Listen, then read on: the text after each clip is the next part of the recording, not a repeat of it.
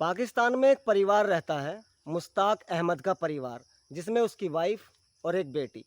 Wife उसकी काफ़ी अरसे से बीमार है और छोटा मोटा काम भी नहीं कर सकती, बहुत ज़्यादा लाचार है। तो वो बेड पे ही रहती है और बेड रेस्ट ही करती है, कोई काम नहीं करती।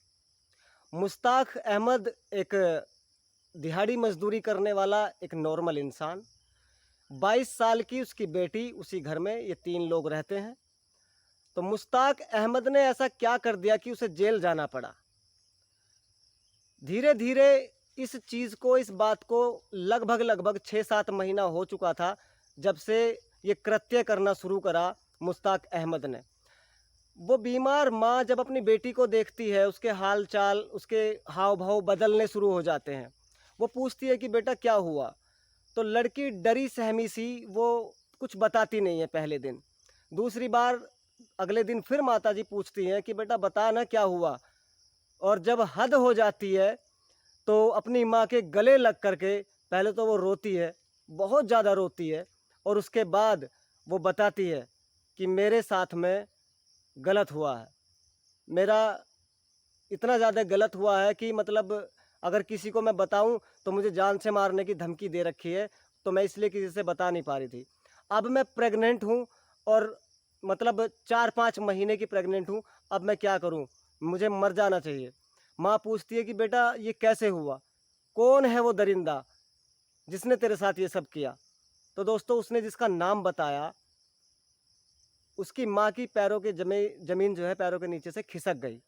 उसने कहा कि और कोई नहीं, ये मेरे वालिद साहब ने किया। दोस्तों नमस्कार, मैं दीपक कुमार एक और सच्ची घटना के साथ आप लोगों के सामने उपस्थित हूँ। आज की कहानी की जो ज़मीन है वो पाकिस्तान है, सरहद पार पाकिस्तान। वहाँ पे एक मुश्ताक अहमद नाम का एक शख्स अपनी बीमार पत्नी के साथ में और अपनी बच्ची के साथ में जिस घर में रहता था, और काफ़ी अरसे से उसकी पत्नी बीमार है, तो उसने अपनी ही बच्ची को, मतलब कहने में मुझे भी थोड़ा सा शर्म महसूस हो रही है, लेकिन बताना तो पड़ेगा ही। अपनी ही बच्ची के साथ में गलत काम उसने किया, और एक दो बार नहीं, कई बार किया, अनगिनत बार किया। जब तक कि वो प्रेग्नेंट ना हो गई, और चाकू के बेस पे, मारने के बेस पे धमकी देता था कि अगर किसी को बताया तो तू जिंदा नहीं बचेगी, मैं तुझे मार दूंगा। बात सामने आई धीरे धीरे जब उस बच्ची का पेट बढ़ना शुरू हो गया, क्योंकि प्रेग्नेंट है तो एक समय के आधार पर पेट का साइज़ बढ़ना शुरू हो जाता है, बच्चा अंदर बड़ा होना शुरू हो जाता है। और जब उसकी माँ ने पूछा तो बताया कि ऐसे ऐसे हुआ है। आखिर ऐसा क्या, मतलब उस आदमी के दिमाग में थोड़ी सी बात भी नहीं आई कि ये मेरा खून है, मेरी अपनी बच्ची है, मैं इसके साथ क्या कर रहा हूँ, लोग क्या कहेंगे, समाज क्या कहेगा, मतलब डूब मरने की भी जगह नहीं रहेगी। उसने एक बार भी नहीं सोचा। और इस तरह के लोग दरिंदे लोग होते हैं, इनके लिए रिश्ते कुछ नहीं, इनके लिए मतलब कोई भी कुछ नहीं है। अगर अपनी सगी बेटी के साथ में कोई इस तरह का गलत कर सकता है तो दूसरे और किसी को तो छोड़ ही दो। उस मोहल्ले में अगर कोई इस तरह की और बच्ची है तो उसको तो वो बिल्कुल करेगा। किसी तरह से जब माँ को पता चला, और उसके बाद उस बीमार माँ ने अपने पति से पूछा कि आपने ऐसा क्यों किया इस बच्ची के साथ में, ये बहुत आपने बड़ा गुनाह कर दिया है, तो ऐसा नहीं होना चाहिए था, और हम आपकी अब जो है रिपोर्ट करेंगे पुलिस में, हम पुलिस में जाएंगे और बताएंगे जा करके कि तुमने इस बच्ची के साथ में गलत किया। अब ये दोनों को डराता धमकाता कि अगर पुलिस में गए तो मुझसे बुरा कोई नहीं होगा, मैं तुम दोनों को मार दूंगा। इस बात को 8-10 दिन गुजर गए। वो डर करके, सहम करके वो पुलिस थाना नहीं गए, लेकिन एक दिन हिम्मत करके पुलिस थाना चले जाते हैं और अपनी तहरीर देते हैं और बताते हैं कि ऐसे सब कुछ हुआ। पुलिस उठाती है, लेकर के आती है, उससे पूछती है, वो अपना गुनाह कबूल कर लेता है और कहानी सुनाता है वही जो मैंने आपको सुनाई। क्या नाम है आपका? ऊंचा बोलो, आवाज लाउडली बोलो भाई, आवाज नहीं आ रही। मुश्ताक अहमद। मुश्ताक अहमद। वालिद का नाम क्या है? नसीब खान। नसीब खान। नसीब खान। कहाँ रहते हो? गुवाहाट में। यहाँ कहाँ रहते हो? शाह टाउन में। ये जो बच्ची है ये आपकी क्या लगती है? मेरी बेटी है। बेटी है मेरी। ऊंचा बोले। बेटी है। आपकी बेटी है, सखी बेटी है आपकी, आपका खून है? अच्छा, तो क्या गलती हुई है आपकी इसके साथ, क्या गलती की आपने?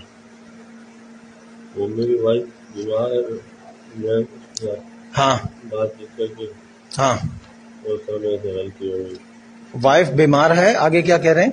मैंने लड़की से मेरी बातचीत की हाँ, तो मेरे से गलती हो गई। क्या गलती की आपने? मैं मिला, हैं? मैं अपनी लड़की से मिला। आप अपनी लड़की से मिले, मतलब आपने जिना किया है? हैं? ऊंचा बोलो ना। जी जी, जी, कितनी दफा किया है? 5-6 दफा। हैं? 5-6 दफा। 5-6 दफा किया है। बच्ची की उम्र कितनी है? 25 साल। हाँ, 25 साल। 25 साल। आपकी उम्र कितनी है? मेरे साथ था। आपको शर्म नहीं आई ये काम करते हुए? हैं? दोस्तों, आपकी नज़रों में ऐसे बाप को क्या कहोगे आप? बताओ, क्या ऐसा इंसान बाप कहलाने के लायक है, या ऐसे इंसान की एक सभ्य समाज में जगह है? मेरे हिसाब से तो है नहीं।